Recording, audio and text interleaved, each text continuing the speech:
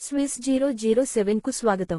అవినీతి అరాచకాలకు పెట్టింది పేరైన వైఎస్సార్ కాంగ్రెస్ పార్టీ నాయకులు తెలుగుదేశం పార్టీ శ్రేణులను విమర్శించడం దెయ్యం వేదాలు వల్లించినట్లు ఉందని తెలుగుదేశం పార్టీ రాష్ట్ర కార్యదర్శి తూనుగుంట్ల సాయిబాబా అన్నారు. సోమవారం ఏర్పాటు చేసిన విలేకరుల సమావేశంలో ఆయన మాట్లాడుతూ వేమూరు నియోజకవర్గం వైఎస్సార్సీపీ సమన్వయకర్త వరికుటి అశోక్ బాబు ఆదివారం పత్రిక సమావేశంలో చేసిన వ్యాఖ్యలను తీవ్రంగా ఖండించారు. కులఘర్షణలకు తెరతీసి రాజకీయాలు చేస్తున్నారంటూ చేసిన విమర్శలపై ధ్వజమెత్తారు. వేమూరు శాసనసభ్యుడు నక్కా ఆనంద్ బాబుపై రాష్ట్ర ముఖ్యమంత్రి చంద్రబాబుపై అదే విధంగా తెలుగుదేశం పార్టీ విధివిధానాలపై విమర్శలు చేయటం మానుకోవాలని హితవు పలికారు. తెలుగుదేశం రాష్ట్ర కార్యదర్శి సాయిబాబాపై అవినీతి, అరాచకాలు చేస్తున్నాడు అంటూ చేసిన ఆరోపణలను నిరూపించగలరా అని ప్రశ్నించారు. నిరూపించగలిగే దమ్ము, ధైర్యం ఉంటే బహిరంగ చర్చకు రావాలని సవాల్ విసిరారు. వైఎస్సార్ కాంగ్రెస్ పార్టీ నాయకుల బెదిరింపులకు భయపడే ప్రసక్తి లేదన్నారు. ఎన్నికల ముందు ప్రకటించిన మేనిఫెస్టోను పూర్తిస్థాయిలో అమలు చేయగలిగిన సత్తా చంద్రబాబుకు ఉందన్నారు. రాష్ట్రంలో ప్రతిపక్ష హోదా కూడా సాధించలేని నాయకులకు చంద్రబాబును, తెలుగుదేశం పార్టీని విమర్శించే స్థాయి ఎక్కడిదని ఆయన ప్రశ్నించారు. ఈరోజు ఈ ప్రెస్ కాన్ఫరెన్స్ యొక్క ముఖ్య ఉద్దేశం వేమూరు నియోజకవర్గానికి వైసీపీ అభ్యర్థిగా పోటీ చేసి వరికుటి అశోక్ బాబు గారు నిన్న బట్టిప్రోలు పర్యటనలో ప్రెస్ మీట్లో మాట్లాడుతూ తెలుగుదేశం పార్టీ మీద, చంద్రబాబు నాయుడు గారి మీద, ఆనందబాబు గారి పట్ల, నా పట్ల, అసలు తెలుగుదేశం పార్టీ విధానాల పట్ల ఏదో ఇష్టారాజ్యంగా అవాకులు చవాకులు పేలాడు. తర్వాత కులాల మధ్య చిచ్చని రెచ్చగొడుతున్నారని ఏదేదో ఆయన పాటించాన్ని ప్రదర్శించాలని చెప్పినాను. వీటన్నిటికీ నేను చెప్పదలుచుకుంది ఒకటే సమాధానం. గురువింద గింజ ముడ్డి కింద నలుపు ఎరగదంట.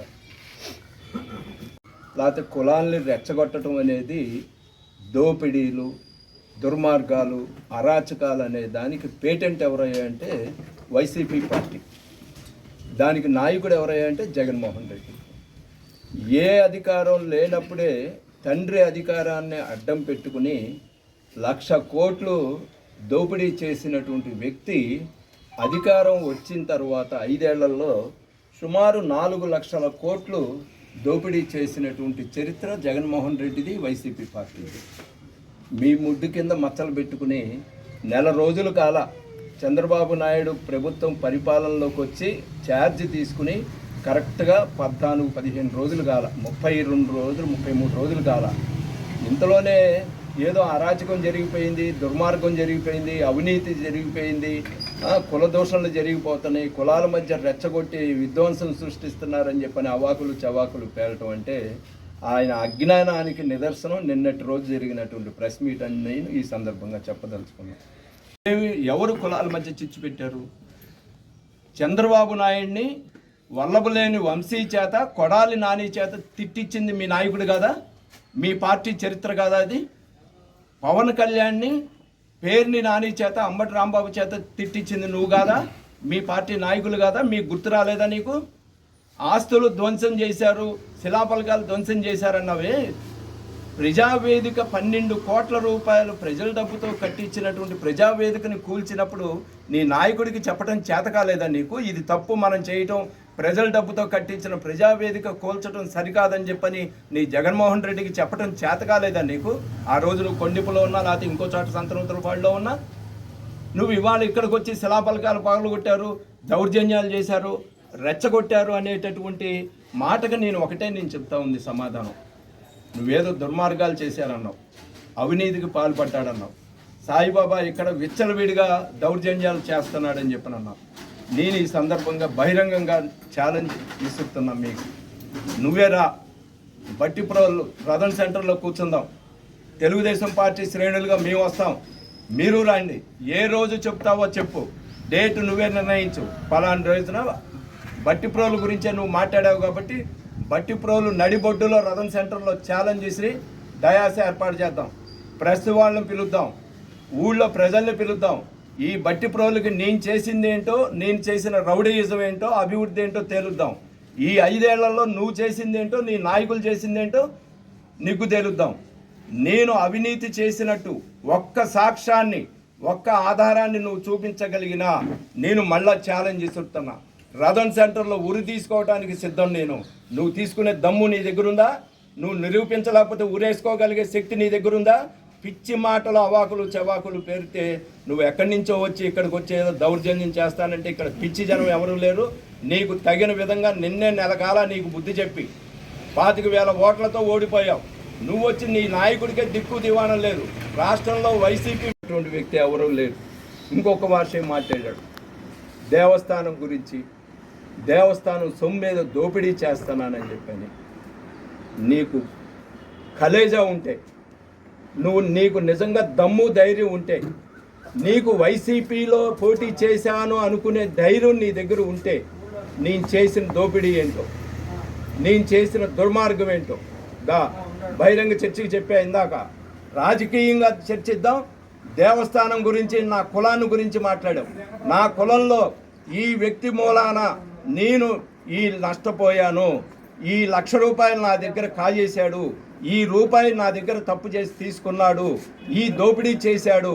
ఒక్క మనిషి చేత నువ్వు ఈ బట్టిప్రోలు వేమూరు నియోజకవర్గంలో ఎవరి చేత అయినా నువ్వు చెప్పించగలిగితే, నేను తప్పు చేసినట్టుగా నువ్వు నిరూపించగలిగితే, నీకు దమ్ము ధైర్యం ఉంటే, నువ్వు చెప్పినటువంటి చేసిన ఆరోపణల మీద నిలబడగలిగేటటువంటి సత్తా నీ దగ్గర ఉంటే దాన్ని నిరూపించు. రథన్ సెంటర్లో కూర్చున్నాం దా, నా శక్తి ఏంటో నేనేంటో నిరూపిస్తా. నువ్వు చేసిన ఆరోపణలకు కట్టుబడి నువ్వు ఏ విధంగా నిలబడి సాక్ష్యాలు ఆధారాలతో వచ్చి నిలబడి రుజువు చేయగలుగుతావు, రుజువు చేయి. నువ్వు రుజువు చేయగలిగితే ఆ జనం సమక్షంలోనే నేను ఊరు తీసుకోవడానికి నేను సిద్ధం. తప్పు చేశాను అని నిరూపించగలిగితే. నిరూపించలేకపోతే నువ్వేం చేస్తావు? వదిలి పారిపోతావా? ఈ వేమూరు నియోజకవర్గాన్ని వదిలి మూటముళ్ళు సర్దుకొని వెనక్కి వెళ్తావా? నువ్వు వెళ్ళే ధైర్యం నీ దగ్గర ఉందా? పిచ్చి పిచ్చిగా ప్రేలాపనలు పేలితే ఎవడు నోరు మూసుకుని ఎవరు మాట్లాడలేదు అనుకునే అందరూ మాట్లాడకుండా ఉంటారు అనుకుంటే అది సబబు కాదు. నీవు ఒక నియోజకవర్గానికి అభ్యర్థిగా ఉన్న వ్యక్తివి నువ్వు గౌరవం కాపాడుకుంటే చాలా మర్యాదగా ఉంటుంది, చాలా హుందాగా ఉంటుంది. అదొకటి గుర్తుపెట్టుకో అశోక్ బాబు గారు. నీ ఇష్టారాజ్యంగా పేలితే నేనైతే ఒప్పుకునేది. ప్రెస్ మీట్లు కింగ్ అన్నావంట. నా దగ్గర దమ్ముంది, నా దగ్గర సరుకు ఉంది, నా దగ్గర నిజాయితీ ఉంది, నా దగ్గర ధైర్యం ఉంది, మాట్లాడగలను, ఎన్నైనా చెప్పగలుగుతా నువ్వు చేసినటువంటి దుర్మార్గాలను. అసలు ఈయన మాట్లాడేటటువంటి మాటల్లో 29వ తారీఖు సాయంత్రం ఈయన వచ్చాడు, మధ్యాహ్నం నాగార్జున వచ్చి చెప్పిన మాటలు ఏంటి, వీళ్ళు మాట్లాడినటువంటి మాటలు ఏంటి? రెచ్చగొట్టి జనాన్ని తీసుకుని నా మీదకి రావడానికి ప్రయత్నం చేయడానికి ఉసుగొలిపితే పోలీస్ ఆఫీసర్లు అడ్డుకొని ఆయన్ని నిర్బంధించి అరెస్ట్ చేసి తీసుకెళ్ళి ఎక్కడో హౌస్ అరెస్ట్ చేసి పెట్టారు. రెచ్చగొట్టడం మేము ఏ రకంగా రెచ్చగొట్టాము, ఏమి చేసామని రెచ్చగొట్టాము? మేము పగల కొట్టుకుని మేమే తగలబెట్టామని చెప్పడం జరుగుతాము. మేము పగల కొట్టుకునేటటువంటి అవసరం అధికారంలో ఉండి మా దిమ్మల్ని, మా జెండాల్ని మేము అవమానపరుచుకుంటామా? ఏం లాజిక్ ఇది నువ్వు మాట్లాడేది? అందుకనే ఆ రోజు ఆయన చేసినటువంటి ఆ కామెంట్స్ ఏదైతే ఉన్నాయో, నేను 3వ తారీఖు అంటే ఇవాళ మీకు చెప్తున్నా, ఇది 3వ తారీఖున గుంటూరు జిల్లా ఎస్పీ దగ్గరికి వెళ్ళి నేను స్వయంగా మన అశోక్ బాబు మీద, అదేవిధంగా వాళ్ళ అన్నయ్య అమృతపాణి అని చెప్పని ఉన్నాడు, ఇతను ఇన్సిడెంట్ జరిగినటువంటి 3 రోజుల తర్వాత చీరాల్లో ఒక కార్యాలయంలో, ఆయనకి సంబంధించినటువంటి కార్యాలయంలో కొంతమందితో సమావేశం ఏర్పాటు చేసి తొందరలో మనం 200-300 మంది కలిసి బట్టిప్రోలు వెళ్ళి దాడి చెయ్యాలి అనేటటువంటి దానికి ఒక పథకాన్ని రూపొందించాడు అమృతపాణి వరికూడి అశోక్ బాబు అన్నయ్య. ఇది నాకు ఒక అనధికారి నాకు ఫోన్ చేసి జాగ్రత్తగా అలర్ట్ అవ్వండి అని చెప్పడం జరిగింది. వెంటనే ఆ తర్వాత 3వ తారీఖు నేను వెళ్ళి గుంటూరు ఎస్పీకి, మన బాపట్ల ఎస్పీ దగ్గరికి వెళ్ళి ఈ రకంగా పలాను వాళ్ళు నన్ను హత్య చేయాలనేటటువంటి ప్రయత్నానికి పథకం రూపొందిస్తున్నారు, కాబట్టి తగినటువంటి చర్య తీసుకోండి అని చెప్పని బాపట్ల జిల్లా ఎస్పీకి వెళ్ళి నేను కంప్లైంట్ ఇవ్వటం జరిగింది. ఇది కూడా వాళ్ళకి తెలిసి దాన్ని ఆలోచన వేరే రకంగా మార్చుకుని నిన్న మాట్లాడినటువంటి మాటల్లో ఆయన చెప్పింది ఏంటి, ఏ రకంగా కావాలంటే ఆ రకంగా ఇవ్వటానికి మేము సిద్ధంగా ఉన్నామని చెప్పడం జరిగింది. అంటే ఏంటి నీ ఉద్దేశం? ఇక్కడికి వచ్చి నీ రౌడీ రాజకీయం చేద్దాం అనుకుంటున్నావా? కొండెపులో నీ చరిత్ర ఏంటో తెలుసు, పిడుగురాళ్ళలో నీ చరిత్ర ఏంటో తెలుసు. నువ్వు ఏ రకంగా రైతుల దగ్గర పొలాలు తీసుకుని రియల్ ఎస్టేట్ వ్యాపారం చేసి ఆ రైతులు ఇచ్చిన పొలాలకి ఏ రకంగా డబ్బులు ఎగ్గొట్టి అక్కడి నుంచి పారిపోయిన చరిత్ర నీది ఈ గుంటూరు జిల్లా ప్రజలు మర్చిపోలా. ఇదే కాదు, నువ్వు పోటీ చేసిన కొండెపు నియోజకవర్గంలో కూడా నువ్వు మా ఊళ్ళకి రావద్దు బాబు, అశోక్ బాబు అని చెప్పని ప్లే కార్డులు పెట్టి గోళ్ళకి పాంప్లెట్లు అతికిచ్చి పోస్టర్లు అతికిచ్చి నువ్వు మా ఊళ్ళకి రావద్దు, ప్రచారానికి రావద్దు, మా దగ్గరికి రావద్దు అని చెప్పినటువంటి బహిరంగ రహస్యమైనటువంటి చర్చ మన ముందు కదులుతూ ఉంది ప్రకాశం జిల్లాలో. ఈ వేమూరు నియోజకవర్గంలో ప్రత్యేకించి నియోజకవర్గం మొత్తం మీద నన్ను టార్గెట్ చేసి పెట్టుకున్నారు. ఇంతకు ముందు ఉన్నటువంటి వ్యక్తి నాగార్జున టార్గెట్ చేశాడు, తర్వాత వచ్చిన ఈయన కూడా టార్గెట్ చేసి నన్ను ఏదో చేసి అంతమొందించాలనేటటువంటిది వీళ్ళ ఉద్దేశం. సరే, ఆ రోజున ఆయన ఏదో ఉసుగొలిపి కొన్ని కుక్కల మీద వదిలితే అవి పూర్తిగా కాటేయటం చేతకాక వెనుదిరిగి పక్కకి వెళ్ళిపోయింది. తర్వాత ఈయన వచ్చాడు, హీరో రెండో కృష్ణుడు. ఈయన వచ్చి చేసింది ఏంటయ్యా అంటే ఏదో ఇష్టారాజ్యంగా పేలటం మొదలు పెడుతున్నాడు. 29వ తారీఖు శనివారం అద్దేపల్లి గ్రామంలో ఒక ఇన్సిడెంట్ జరిగింది. అంటే 28 అర్ధరాత్రి, శుక్రవారం అర్ధరాత్రి మాకు వచ్చిన సమాచారం 1 ఆ టైంలో తెలుగుదేశం పార్టీ జెండా దిమ్మ పగలు కొట్టారు అన్నటువంటి విషయం తెలిసి ఉదయాన్నే అక్కడ ఉన్నటువంటి మా పార్టీ నాయకులు కార్యకర్తలు చూసి ఆవేశంతో బొమ్మను తగలపెట్టారు అనేటటువంటిది వచ్చిన సమాచారం. నేను దానికి మా వాళ్ళకి ఒకటే చెప్పా, ఇట్లా పగలగొట్టారండి అని నాకు ఫోన్ చేసినప్పుడు మీరు ఎవరు తొందరపడతా ఆఫీస్ దగ్గర రాని మాట్లాడి దానికి ఏం చేయాలో మనం చేద్దామని చెప్పి పిలిస్తే 24 నిమిషాలు సాయిబాబా జపం చేయటమే సరిపోయింది నీకు. సాయిబాబా అంటే నీ కళ్ళల్లో కనిపిస్తున్నాడు, సాయిబాబా అంటే నీకు ఒక భయం పట్టుకుంది. ఇలాంటి వ్యక్తి మూలాన మనం ఇబ్బంది పడ్డాం అనేటటువంటి భయం ఒకటి నీకు కలిగి ఆ రోజు నాగార్జున ఆ పిచ్చి పనులు చేసేలాడు. ఇవాళ నువ్వు ఈ పిచ్చి పనులు చేయడానికి ఊసుగలుగుతున్నావు. నీ వల్ల ఏమీ కాదు, నువ్వు బట్టిప్రోళ్ళలో కూర్చుంటానన్నావు. బట్టిప్రోళ్ళలో కాదు, రా, నేను మా ఇంటి దగ్గరలో నీకు అద్దెకి ఇల్లు ఇప్పిస్తారా, కూర్చో, ఏం చేస్తావో చూద్దాంరా. నేను చేసిన అవినీతిని ఏంటో, లేకపోతే నేను చేసినటువంటి దుర్మార్గం ఏంటో నువ్వు నెగ్గదీసి నువ్వు ఎదురుంటే నిన్ను చూసి భయపడిపోతారనుకున్నావు.